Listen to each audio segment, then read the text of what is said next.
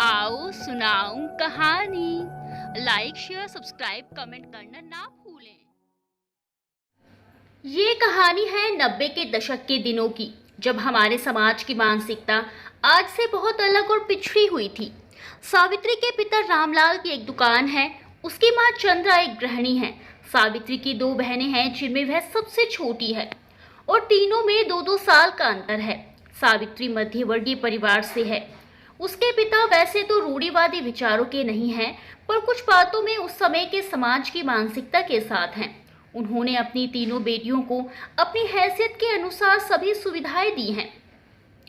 सावित्री एक बहुत ही सीधी साधी लड़की है, सुंदर भी है, पर जो सबसे बड़ी खूबी है वो ये है कि सावित्री बहुत होशियार है, पढ़ने लिखने में भी तेज है और पढ़ाई के अलावा सिलाई कढ़ाई बुनाई भी जानती है। खाना भी बहुत अच्छा बनाती है। कम शब्दों में कहा जाए तो एकदम सर्वगुण संपन्न है। उसके गुणों की चर्चा सभी रिश्तेदारों में है। जब सावित्री 15 साल की हुई तो उसकी शादी के लिए रिश्ते आने लगे। उन दिनों में इस उम्र में शादी होना आम बात थी। सावित्री की बड़ी बहनों ज्योति और नीतू की शादी भी इसी उम्र में हुई है। उनके घर में आजकल इसी विषय पर चर्चा होती है। चंद्रा, सावी के बाबूजी, आज सामने वाली ललिता बहन ने सावी के लिए 2 रिश्ते बताए हैं। एक तो ललिता बहन की बहन का बेटा है, वो शहर के सरकारी स्कूल में पढ़ाता है। 2 बहनें हैं उसकी, उनकी भी शादी हो गई। मुझे तो ये रिश्ता सही लगता है।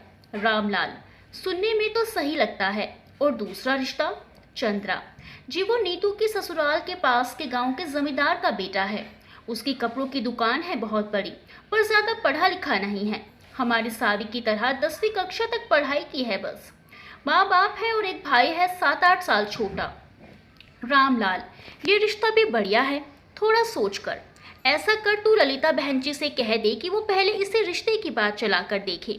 चंद्रा, पर जी वो ललिता बहन के रिश्तेदार हैं, उनका रिश्ता देख लेते, वो पढ़े लिखे लोग हैं। रामलाल, सुन सावी की माँ, अगर लड़का खाते कमाते घर से है तो पढ़ाई लिखाई से क्या लेना देना। मैं भी कम पढ़ा हूँ, पर तुम्हें या अपनी बेटियों को कभी कोई परेशानी आई क्या? चंद्रा ना में सिर हिलाती है। रामलाल, मैं तेरी चिंता समझता हूँ। ज्योति और नीतू की शादी भी सब अच्छे से देखभाल के कराई थी। छोटी मोटी परेशानियों को छोड़ दे तो सुखी हैं हमारी बेटियाँ। चंद्रा, कह तो सही रहे हैं आप। माँ बाप तो अच्छे से देखभाल कर अपनी जिम्मेदारी पूरी करते हैं, बाकी बेटियों की किस्मत आगे तो उन्हें खुद ही संभालना है। रामलाल, तो चिंता किस बात की? चंद्रा, 2 बेटी ब्याह के अपने घर चली गई हैं। सावी के ब्याह के बाद घर खाने को आएगा। उदास हो जाती है कहते कहते। रामलाल उसे देखकर भावुक हो गए। रामलाल, अरे पगली, बेटी तो पराया धन होती हैं और बेटी तो राजा की भी नहीं रही। हम तो फिर भी आम आदमी हैं, सबको ब्याह के अपने घर जाना ही पड़ता है। चंद्रा जी, रामलाल उदास मत हो, अभी तो बात चला के देखते हैं। ब्याह होने में 1-2 साल लगेंगे। तुम कल जाकर ललिता बहन को बता देना, मैं फिर एक दिन जाकर लड़के वालों से मिल आऊँगा। चंद्रा जी ठीक है, पर कहीं ललिता बहन नाराज ना हो जाए कि उनके भांजे का रिश्ता। रामलाल, तुम भी आज पता नहीं कैसे बातें कर रही हो। अरे भाई, 50 रिश्ते बताए जाते हैं बेटियों के लिए, सबसे अच्छा रिश्ता चुना जाता है। हमारी सावी लाखों में एक है, सब यही चाहते हैं कि उसके जैसे गुणों वाली बहू घर लाएं, इसीलिए सबसे अच्छा रिश्ता देखेंगे हम उसके लिए। चंद्रा ठीक है जी, मैं कल बहन जी को बता दूंगी। अगले दिन सावित्री की माँ चंद्रा की सावित्री के पिता रामलाल से जो बात हुई वो अपनी पड़ोसन ललिता को बता देती है। ललिता अपने भांजे के रिश्ते के लिए थोड़ा जोर देती हैं, पर जब वो उन लोगों की मंशा समझ जाती हैं। कुछ दिनों में रिश्ते की बात करने जमींदार के गांव से 2-3 लोग आते हैं, जिनमें एक लड़के के पिता रोशन सिंह, उसके छोटे भाई चरण सिंह और ललिता के पति हैं। वो लोग रामलाल से सब बात तय करते हैं। रोशन सिंह, आपके परिवार की बहुत तारीफ करती है ललिता बहन जी, और सबसे ज़्यादा तारीफ सावित्री बिटिया की करती हैं। ललिता के पति, अजी साहब, गुणों की खान है हमारी सावित्री बिटिया। चरण सिंह, तारीफें सुनकर तो चले आए हैं हम लोग, देखना दिखाना तो बस एक औपचारिकता भर है। हम तो जी मन बना चुके हैं, हमारी बहू तो सावित्री बिटिया ही बनेगी। रामलाल खुश होते हुए, हमारी सावी बहुत भाग्यशाली है, जो आपके घर से रिश्ता आया है उसके लिए। चरण सिंह, तो फिर एक दिन आकर आप भी घर परिवार देख लीजिए, तो रिश्ते की बात आगे बढ़ाई जा सके। रामलाल, हमारी मंझली बेटी नीतू आपके गांव के पास वाले गांव में ही भी आई है। आपके बारे में बहुत सुना है अपने समधी जी से। हमें तो कोई एतराज नहीं है, बस सावित्री बिटिया आ जाती है स्कूल से मिल लीजिए। आगे जैसा आप ठीक समझें, रामलाल हाथ जोड़कर कहता है। रोशन सिंह रामलाल को ऐसे देखकर पलंग से उठकर रामलाल को गले लगा लेते हैं। रोशन सिंह खुशी से, आप तो जी मुंह मीठा कराइए। उसकी बात सुन ललिता के पति और चरण सिंह भी गले मिलते हैं। फिर बारी बारी सभी एक दूसरे को गले लगाते हैं। सावित्री की शादी तय हो जाती है। सावित्री की माँ चंद्रा और ललिता मेहमानों की आवभगत में लग जाती हैं। थोड़ी देर में सावित्री भी स्कूल से आ जाती है। वह 10वीं क्लास में है। कुछ दिनों में ही उसकी परीक्षा भी है। सावित्री आकर अपनी माँ चंद्रा की खाना बनाने में मदद करती है। वो लोग सावित्री के हाथ से बने खाने की बहुत तारीफ करते हैं। चरण सिंह खाना खाने के बाद, समधी जी, बिटिया तो अन्नपूर्णा का रूप है। पेट भर गया पर मन भरता ही नहीं। रामलाल गर्व से मुस्कुराता है। तभी चंद्रा देवी उन्हें अंदर बुलाती हैं। रामलाल और ललिता के पति अंदर आते हैं। रामलाल खुश होते हुए, देख कितनी भाग्यशाली है हमारी सावी, सबसे बढ़िया रिश्ता मिला है उसे। कितने बढ़िया लोग हैं। चंद्रा देवी, हाँ जी, पर एक बार दान दहेज की बात भी कर लीजिए। बड़े लोग हैं, हमारी हैसियत से बाहर कुछ मांग न लें। और फिर सावी की इम्तिहान भी हैं अगले महीने। एक बार इम्तिहान हो जाए फिर बाकी सब रस्में पूरी कर लेंगे। रामलाल, तू चिंता मत कर, मैं सारी बात कर लेता हूँ। वो दोनों बाहर आते हैं। बातों बातों में वे दहेज की बात करते हैं। रामलाल सकुचाते हुए, समधी साहब, अगर आगे की बात अभी तय हो जाती तो। रोशन सिंह मुस्कुराते हुए, समधी जी, मेरा तो बस चले तो मैं ले जाऊं अपने साथ सावित्री बिटिया को। उनकी बात सुनकर सब मुस्कुराते हैं। रामलाल ललिता के पति की तरफ इशारा करता है। वह इशारा समझकर आगे बात करते हैं। ललिता का पति, देखिए जी, सारी बात पहले ही तय हो जाए तो ज़्यादा अच्छा है। आगे रिश्तों में कड़वाहट की कोई गुंजाइश नहीं होगी। आपकी कोई मांग है तो बताइए, हम कोशिश करेंगे पूरी करने की। रोशन सिंह और चरण सिंह बात समझ जाते हैं। चरण सिंह मुस्कुराते हुए, अरे भाई साहब, हमें तो बस सावित्री बिटिया ही चाहिए। रोशन सिंह, सब कुछ तो है समधी जी, हमें कुछ नहीं चाहिए। आप तो बस जल्द से जल्द बिटिया को घर ले जाने की आज्ञा दे दीजिए। रामलाल खुश होते हुए, हम तो सच में बहुत भाग्यशाली हैं जो आपसे रिश्ता जुड़ रहा है। रोशन सिंह, भाग्यशाली तो हम हैं। सावित्री बिटिया जैसी बहुकिस्मत वालों को मिलती हैं। चरण सिंह, कोई शंका मत रखिए मन में, अच्छे से तसल्ली करके ही आगे बढ़िए।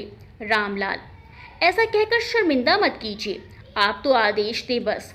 अगले महीने बिटिया के इम्तिहान है, उसके बाद आप जब कहें हम ब्याह की तैयारी कर लेंगे। चरण सिंह, चलिए तो 2 महीने बाद का मुहूर्त देख लेते हैं। सब लोग इस बात पर हामी भर देते हैं। पंडित को बुलाकर मुहूर्त निकलवा लिया जाता है, जो 2 महीने 10 दिन बाद का है।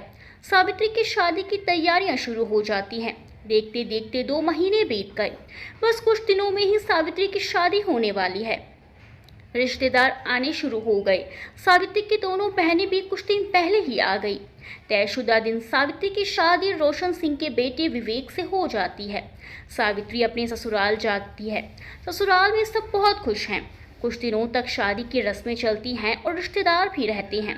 लगभग 1 सप्ताह हो गया है, पर सावित्री और विवेक ने इतने दिनों में एक दूसरे को देखा भी नहीं है। उन दिनों ऐसा होना आम बात थी। आजकल की तरह लड़का लड़की एक दूसरे से मिलते नहीं थे। घर का कोई समझदार व्यक्ति रिश्ता तय कर देता था। कभी कभी तो शादी के कई दिनों बाद तक भी दुल्हा दुल्हन एक दूसरे को देख भी नहीं पाते थे। सावित्री और विवेक के साथ भी ऐसा ही हुआ। शादी को 1 सप्ताह हो गया है, पर दोनों ने एक दूसरे को देखा तक नहीं। 1 सप्ताह बाद रामलाल सावित्री को मायके ले आते हैं। सावित्री 1 महीने तक अपने मायके रहती है। 1 महीने बाद चरण सिंह और विवेक आकर उसे ससुराल ले जाते हैं। सावित्री के आने पर उसकी सास विमला देवी रात को नाच गाना रखवाती हैं। अगले दिन वह सावित्री के हाथ से पूजा कराती हैं, फिर पहले रसोई बनवाती हैं। सावित्री ने अकेले ही 10-15 लोगों का खाना बनाया है। सभी ने खाना खाया और उसकी बहुत तारीफ की। विवेक ने भी जब सावित्री के हाथ का बना खाना खाया तो वह बस उंगली ही चाटता रह गया। वह सावित्री की एक झलक पाने के लिए तड़पने लगा। किसी न किसी बहाने से वह सावित्री के पास आने की कोशिश करता, पर उसे देख नहीं पाता। वह रात होने का इंतजार करने लगा। उसे लगा कि अब से सावित्री उसके कमरे में ही रहेगी, क्योंकि अभी सावित्री 15 साल की ही थी, तो उसकी सास विमला देवी उसे अपने पास ही सुलाती हैं। अगले दिन सावित्री जल्दी उठती है, नहा धोकर तैयार हो जाती है। वह सबके उठने से पहले मंदिर की सफाई करती है, फिर पूजा करती है। तब तक विमला देवी भी उठ जाती है। सावित्री उनके पास आकर उनके पैर छूती है। विमला देवी उसे ढेरों आशीर्वाद देती हैं। सावित्री सबके लिए खाना बनाती है और घर के सभी काम बहुत ही अच्छी तरह से पूरे करती है। कुछ दिनों में सभी रिश्तेदार अपने अपने घर चले गए। बस अब रोशन सिंह, विमला देवी, विवेक, उसका छोटा भाई सचिन ही बचते हैं। सामने वाले घर में रोशन सिंह का छोटा भाई चरण सिंह अपनी पत्नी सोना, बेटे रंजन और बेटी सरिता के साथ रहता है। वो लोग सावित्री के आने के बाद लगभग साथ ही रहने लगे।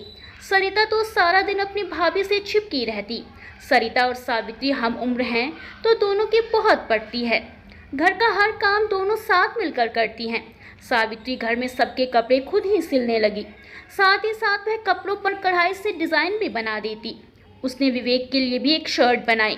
सरिता ने विवेक को छेड़ते हुए वो शर्ट दी है। ऐसे ही 1 महीना बीत गया, पर विवेक ने सावित्री को एक बार भी नहीं देखा था। वह कई बार कोशिश करता है, पर हमेशा सावित्री के पास कोई न कोई होता है और वह ज़्यादातर घूंघट में ही रहती है। एक दिन सावित्री सचिन और रंजन के लिए दूध लेकर ऊपर छत पर जा रही थी। वो दोनों छत पर पढ़ रहे थे। सावित्री के दोनों हाथ में गर्म दूध के ग्लास थे। वह घूंघट में ही सीढ़ियां चढ़ रही थी कि अचानक उसका पैर साड़ी में अटक गया और उसका बैलेंस बिगड़ गया। वो गिरने को हुई तो विवेक ने उसे थाम लिया, पर सावित्री के हाथ पर गर्म दूध गिर गया। विवेक उसे धीरे धीरे नीचे लाता है और उसके हाथ से ग्लास लेकर एक साइड रख देता है। इन सब में सावित्री की साड़ी का पल्लू सिर से खिसक कर कंधे पर आ गया। विवेक ग्लास रखकर जैसे ही सावित्री की तरफ मुड़ा तो सावित्री को देखते ही रह गया। उसके चेहरे पर सादगी के साथ साथ मासूमियत भी झलकती है। विवेक उसे बिना पलक झपकाए देखता ही रहा। अनजाने में उसके हाथ दर्द से कराहती सावित्री के गालों पर जाने लगती हैं कि तभी विमला देवी पड़ोस से वापस आ जाती हैं। वह सावित्री के हाथ देखकर घबरा जाती हैं। वह सावित्री को कमरे में ले जाती हैं और उसके हाथ पर दवाई लगाती हैं। विमला देवी अपनी बहू सावित्री का बहुत ध्यान रखती हैं। जब रोशन सिंह आते हैं और उन्हें सावित्री के गिरने की बात पता चली तो उन्होंने सावित्री को घूंघट करने से मना कर दिया। रोशन सिंह चिंतित होकर, चलो विवेक ने संभाल लिया, आज तो हादसा होते होते रह गया। विमला देवी, बस भगवान की कृपा है कि विवेक ने समय रहते बचा लिया, वरना सावी को बहुत ज़्यादा चोट लग सकती थी। चरण सिंह, पर भाभी ऐसे हुआ कैसे? विमला देवी, घूंघट की वजह से पैर फिसल गया। सोना देवी, अभी महीने भर पहले ही तो ब्याह के आई है, अभी उम्र ही क्या है, बच्ची है अभी, आदत नहीं है घूंघट की। रोशन सिंह कुछ सोचने लगते हैं, फिर विमला देवी से कहते हैं, रोशन सिंह, ऐसा करते हैं, बहू को बोल दो घूंघट करने की ज़रूरत नहीं है अब से। चरण सिंह सोचते हुए, सही कह रहे हो भैया, शर्म तो आंखों की होती है, क्यों भाभी? विमला देवी, मुझे कोई ऐतराज़ नहीं। रोशन सिंह, और तुम क्या कहती हो सोना बहू? सोना देवी, मुझे क्या ऐतराज़ होना है जेठ जी, जैसे अपनी सरिता वैसे ही सावित्री। रोशन सिंह, तो ठीक है, फिर सावित्री को समझा देना। खाना खाने के बाद रात को जो विमला देवी सावित्री के पास सो रही थी तो उन्होंने उसे घूंघट करने से मना कर दिया। सावित्री को घूंघट करने से मना कर दिया गया है। इधर विवेक जब भी सोने की कोशिश करता उसके सामने सावित्री का चेहरा आ जाता। सावित्री की सादगी, सुंदरता और भोलापन रह रहकर उसे बेचैन करने लगे। सारी रात वो करवट बदलता रहा। उसे अपनी किस्मत पर यकीन नहीं हो रहा था। वह सावित्री के ख्यालों में ही कब सोया उसे खुद नहीं पता चला। जब तक सावित्री पूरी तरह से ठीक नहीं हो गई, विमला देवी ने उससे बिल्कुल काम को हाथ भी नहीं लगाने दिया। उस दिन के बाद से सावित्री सिर्फ सिर पर पल्लू रखती। अब विवेक भी उससे सबकी नजरें बचाकर सावित्री को देख लेता है कभी कभी। ऐसे ही दिन बीतने लगे। लगभग 8 महीने हो गए थे उनकी शादी को, पर विवेक और सावित्री की कभी एक दूसरे से बात नहीं होती थी।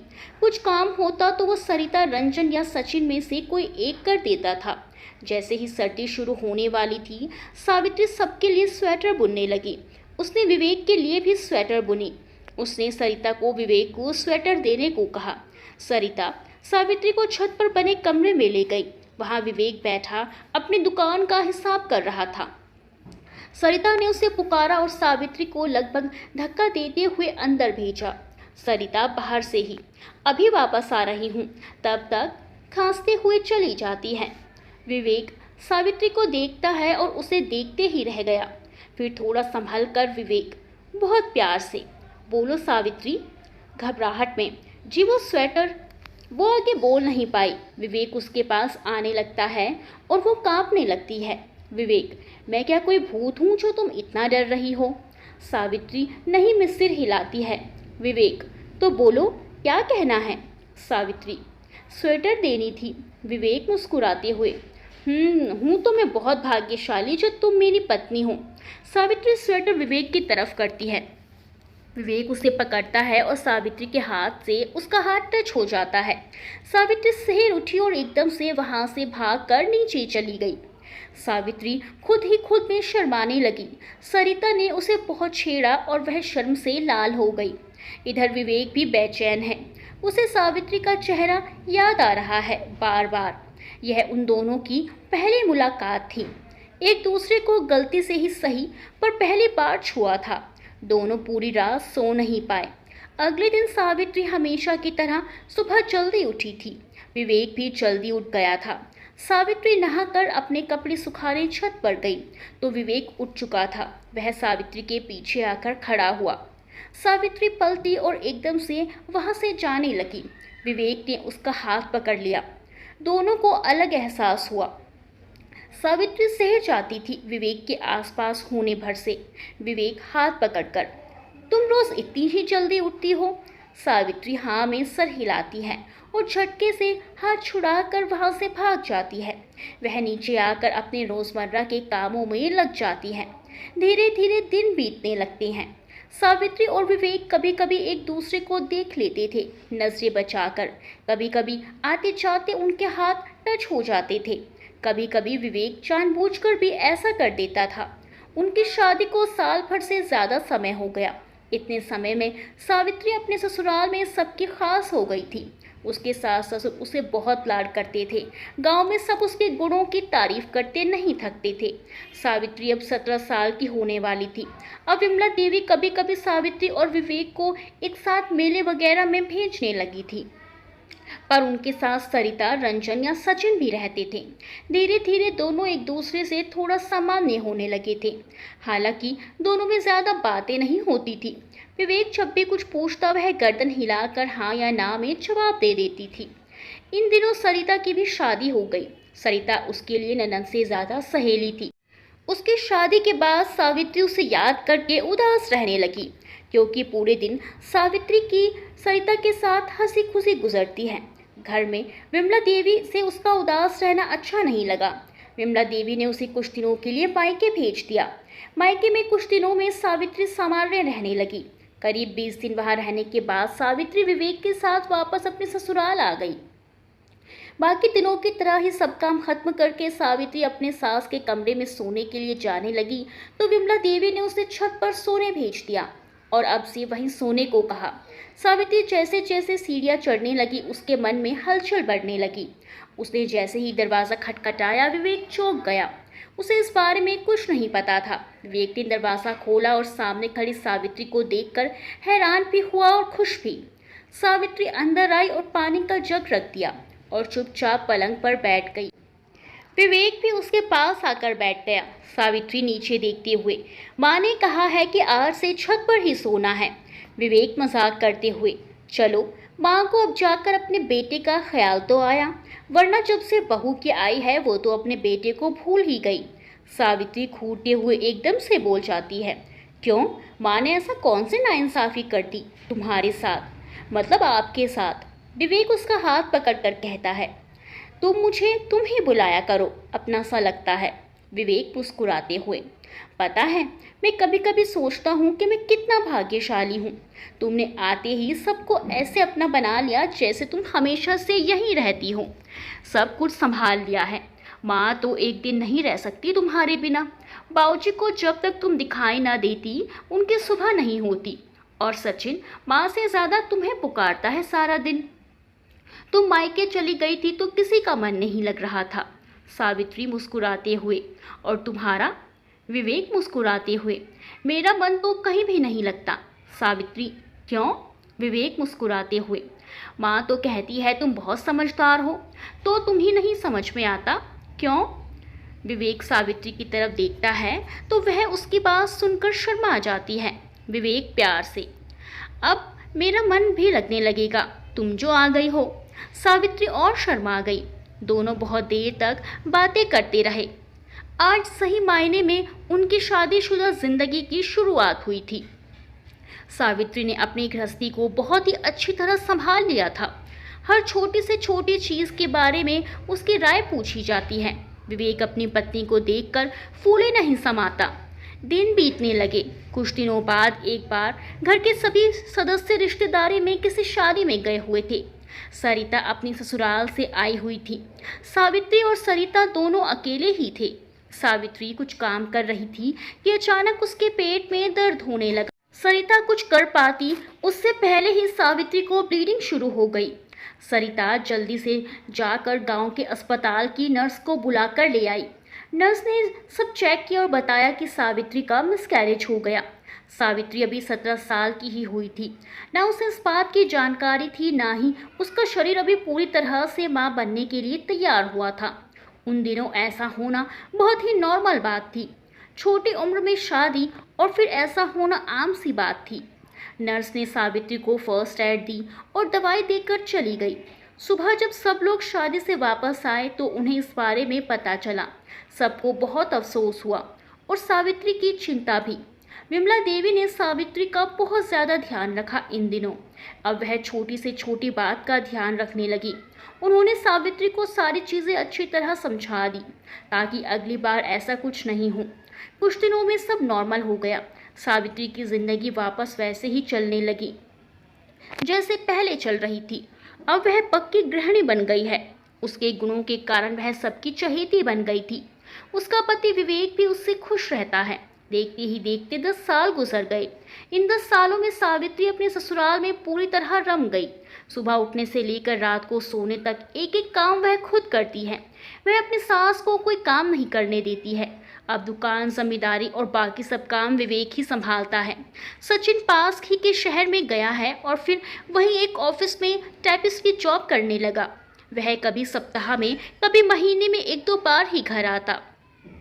उसकी अपनी भाभी से बहुत जमती है। वह जब भी आता सावित्री के लिए कुछ न कुछ जरूर लेकर आता है।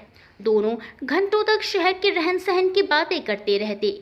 इस बार उसने सावित्री को बताया कि उसने घर पर लैंडलाइन फ़ोन के लिए अप्लाई कर दिया है। बहुत जल्द उनके यहाँ फ़ोन होगा तो वह रोज़ सावित्री को फ़ोन करके अपना हाल चाल बता दिया करेगा। वह अगले महीने आने की बोलकर चला जाता है। सरिता के 2 बच्चे हो चुके हैं और दोनों स्कूल जाने लगे हैं। रंजन की भी नौकरी लग गई है। वह दूसरे शहर में अपनी बीवी बच्चों के साथ ही रहता है। उसके माँ बाप भी उसके साथ रहते हैं। रोशन सिंह अब ज़्यादा समय घर पर ही रहते हैं। उनकी जगह सब विवेक ही देखता है। वही सारे फैसले लेता है। घर में, गांव में, आस पड़ोस में, रिश्तेदारों में सावित्री का बहुत मान सम्मान होता है। वह एक आम जिंदगी जी रही है और अपनी ज़िंदगी में बहुत खुश है। उसके सास ससुर उसे बेटे की तरह प्यार करते। पति विवेक उसे इतने सालों के बाद भी दीवारों की तरह प्यार करता है। देवर उसे भाभी माँ कहता है। उसे अपनी ज़िंदगी सपनों की तरह लगती है। अपने परिवार और पति से लाड प्यार की वजह से निसंतान होते हुए भी उसे कोई कमी महसूस नहीं होती। वह अपना सारा लाड प्यार सचिन और सरिता के बच्चों पर उड़ेल देती। सब कुछ सही चल रहा था।